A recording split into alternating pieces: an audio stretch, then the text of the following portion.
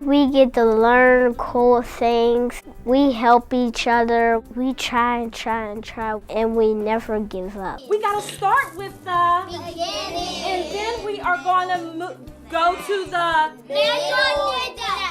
Maurice Davis and this classroom of first graders at Pittsburgh King are on a journey to reach their educational goals. I want to be a better reader, and I don't want to sound it out. I want to read fluency. To help Maurice become a better reader, his teacher is reading the results of the Tripod Student Survey. They're the experts. We're in front of them every day, and to be able to hear their viewpoints, no matter how small they are, if they're in first grade, if they're in kindergarten, or how tall they are, I feel that they have a voice and they know what it is that they're feeling, good, better, and different. To be able to offer them the opportunity to speak to, is their classroom a safe environment? Does their teacher care about them? And different components like that. I think that's very important because that helps me in shaping the way I teach them. The Tripod Student Survey provides information to teachers about how students are experiencing their classroom. It also helps teachers identify ways they can grow their practice.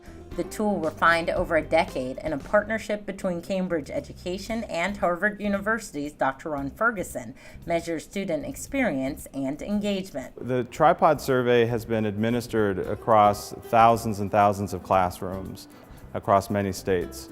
And what we've been able to do is study the characteristics of classrooms that foster high levels of student engagement and also promote high levels of academic achievement. The Tripod Survey was part of the Measures of Effective Teaching project, which studied 3,000 teachers across 6 communities. And it's really that research study that's provided us with the most rigorous research supporting the relationship between student surveys and achievement gains. Thousands of our students in grades K through 12 are surveyed twice a year. They answer questions about what's called the 7 C's. Care. My teacher in this class makes me feel that she really cares about me. She really gets me thinking that she does care about me. Because she teaches us, makes me feel great. Control. Our class stays busy and doesn't waste time. The area I needed help with the most was control, and that's the one that I would probably thought that was the least one that I needed to work on. Clarify. My teacher explains difficult things clearly. Ms. Hope, she explains things to where I can understand it. If you don't understand it, she'll stop, talk to you for a second, and tell you what it means, so you can know it. Challenge. My teacher wants me to explain my answers, why I think what I think. I think the work is sometimes challenging. It depends if I know it or if I don't know it, because maybe I might have not learned it yet. Captivate. My teacher makes learning enjoyable. And I just try to make the activities more engaging and fun. I've heard a couple times the kids say, "We didn't even learn today." And I'm like, "Oh yeah, you did." Confer.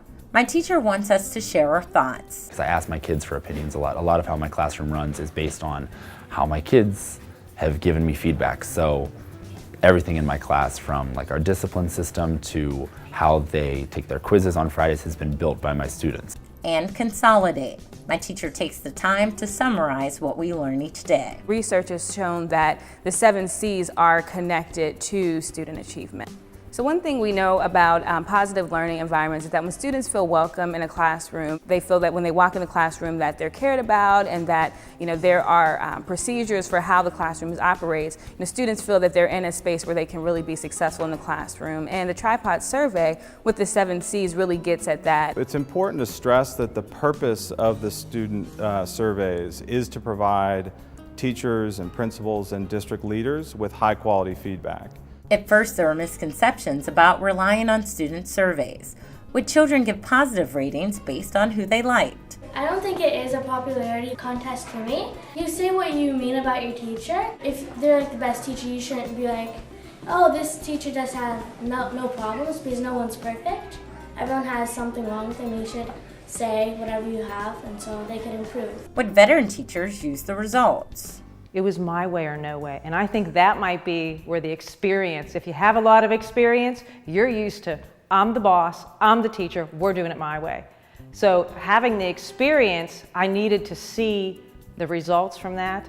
So I give the kids choices now. I get them more involved. Would younger students comprehend the questions? I first heard that my first graders were going to take a survey, a tripart survey. I will have to admit I was a little bit skeptical about how they would respond to that.